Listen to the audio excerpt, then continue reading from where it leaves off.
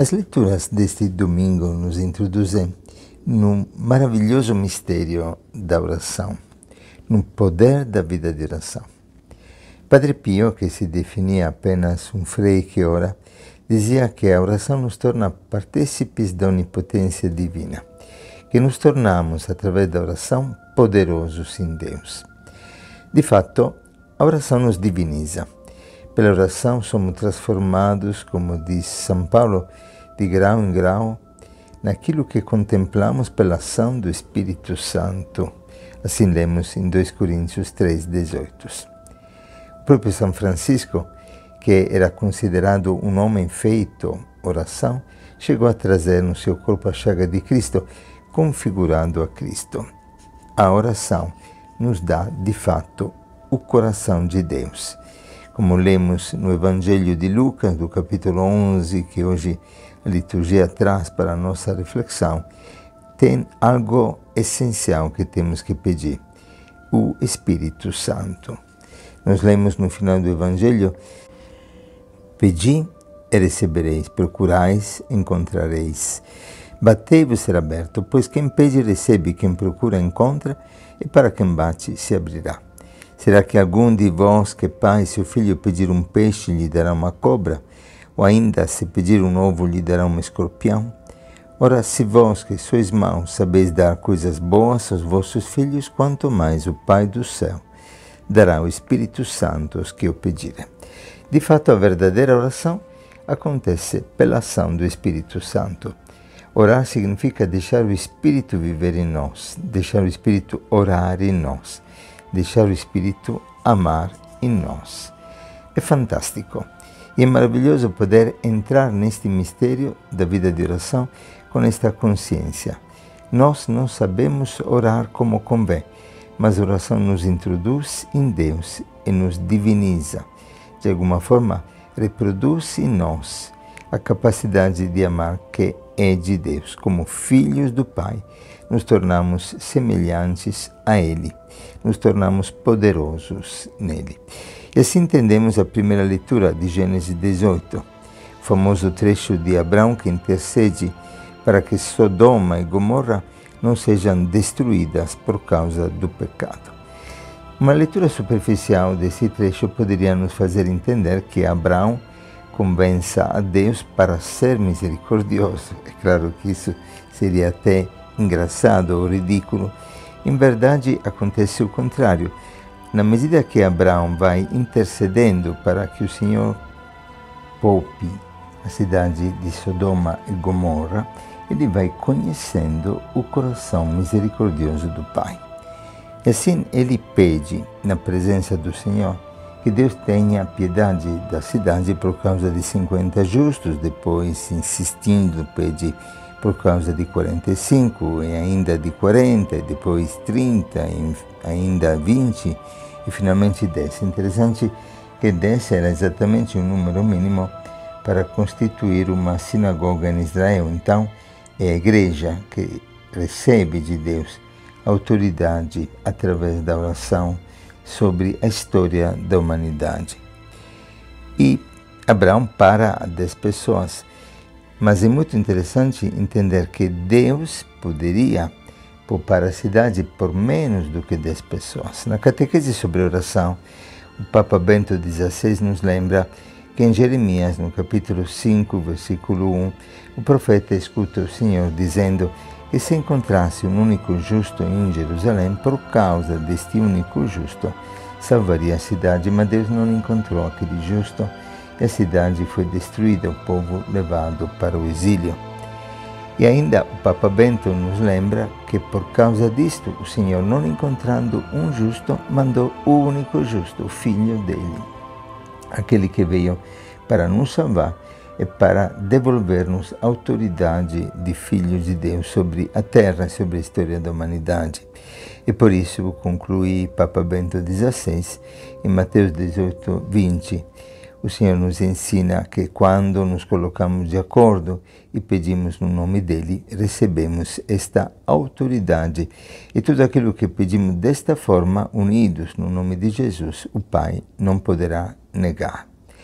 Então a oração nos mostra o coração do Pai, o coração misericordioso do Pai, uma medida imensa de misericórdia e nos torna misericordiosos como o Pai, como no caso de Abraão, que recebe esta sensibilidade, esta capacidade de interceder, esta compaixão da humanidade que está perdida no próprio pecado, na própria cegueira.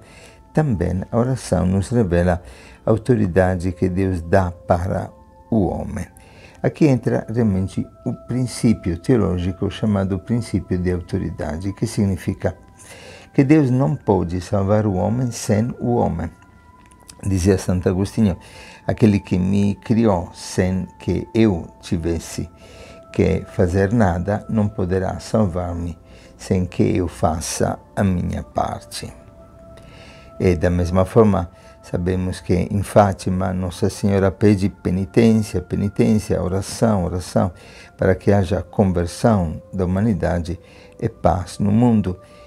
Em outras palavras, os judeus usam um princípio chamado tzimtzum, que seria o seguinte: quando Deus criou o homem, Deus se retraiu perante a liberdade do homem. Deus não consegue agir mais na humanidade por respeito à autoridade que dá ao homem sobre a terra. E só poderá agir, poderá salvar, poderá redimir a humanidade através do homem, em particular, como a história da salvação nos ensina, através do homem Jesus Cristo. Ele se fez homem e morreu na cruz, porque se não fosse homem, não poderia salvar. E como homem morreu para que a humanidade fosse salva, enquanto como Deus não poderia morrer. Lemos de fato em Gênesis, no capítulo 1, quando Deus criou o homem na sua imagem e semelhança, que o Senhor diz que eles dominem sobre os peixes do mar, as aves do céu, os animais domésticos e toda a terra, e também os bichinhos que se remexem sobre a terra. E repete ainda, pouco depois: sejam fecundos, multipliquem-se, encham a terra, submetam. Dominem os peixes do mar, as aves do céu, todos os seres que se remexem sobre a terra. O Senhor dá ao homem autoridade sobre a terra. Ele se retrai neste tzimtzum, e na hora em que cria o homem, ele poderá agir na terra através do homem, através da escolha do homem. É um mistério maravilhoso e uma responsabilidade imensa que recebemos de Deus. Interessante que em Fátima, na segunda aparição do anjo para os 3 pastorinhos, aconteceu que as crianças estavam brincando sobre o poço quando o anjo apareceu e disse: que fazeis? Orai, orai muito. Os corações santíssimos de Jesus e de Maria têm sobre vós desígnios de misericórdia. Eu sou anjo da guarda, o anjo do Portugal. O Senhor quer precisar da nossa oração. A salvação da humanidade, o triunfo do coração imaculado de Maria, acontecerá na medida em que nós realmente, como Abraão, suplicamos, oramos, nos sacrificamos, intercedemos para o bem da humanidade. E por isso que o Senhor, no Evangelho, também nos ensina a orar. É belíssimo aqui no Evangelho de Lucas, porque a orar se aprende orando. Lemos no Evangelho, Jesus estava rezando num certo lugar quando terminou, um dos seus discípulos pediu-lhe: Senhor, ensina-nos a rezar, como também João ensinou aos seus discípulos. A oração, de fato, é uma escola, é uma aprendizagem. A orar se aprende orando. E não só, a oração contagia os discípulos, vem Jesus assim, profundamente presente na oração, que sentem desejo de poder orar. É belíssimo entender que podemos contagiar a humanidade através de uma oração profunda, aprendendo do único mestre, que é exatamente o Espírito Santo, o amor de Deus derramado no nosso coração. Esse Espírito que clama em nós, Abba, Pai. Esse Espírito que nos convence e que clama também que Jesus é o Senhor. Precisamos ficar ligados. O Espírito Santo nos liga com o amor do Pai, nos liga com a senhoria de Cristo.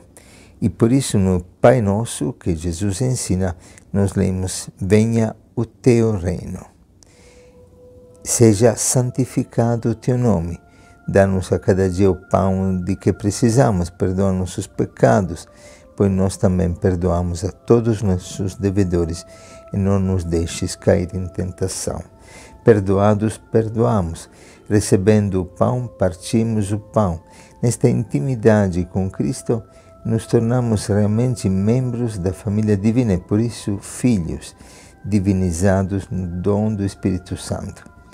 E é belíssimo porque o Senhor não diz esforçai-vos para não cairdes em tentação, mas orai para não cairdes em tentação. E por isso no Pai Nosso nos ensina, não nos deixeis cair em tentação. Orar. Orar é o respiro da alma, o respiro da igreja. É a manifestação do poder que o Senhor nos dá sobre toda a criação. É uma autoridade da qual nós temos que conscientizar-nos do valor da responsabilidade do nosso compromisso com a história. Papa João Paulo II dizia para os jovens, não tenhais medo de entregar a vida para transformar a história. A omissão dos bons é a causa da ousadia dos maus.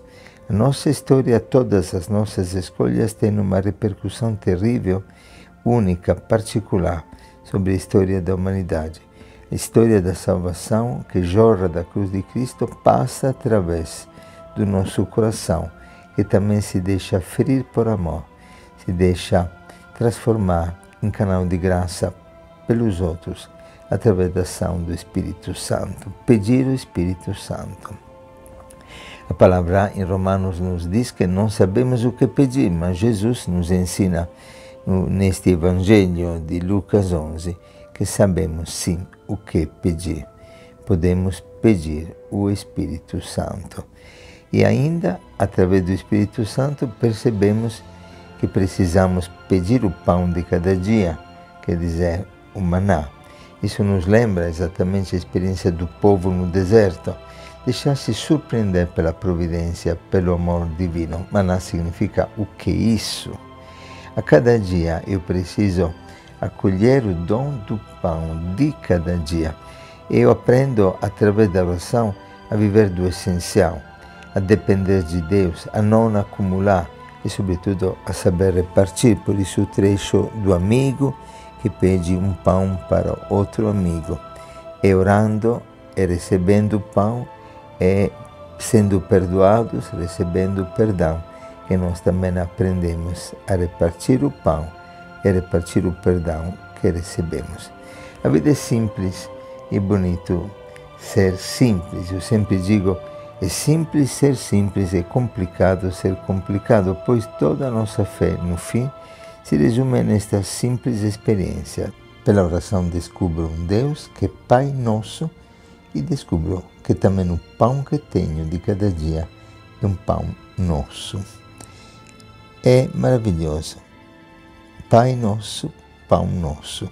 Nisso consiste todo o nosso caminho espiritual, toda a nossa experiência divina em Cristo.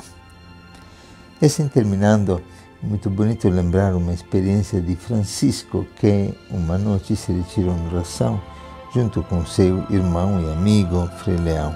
Subiram na montanha.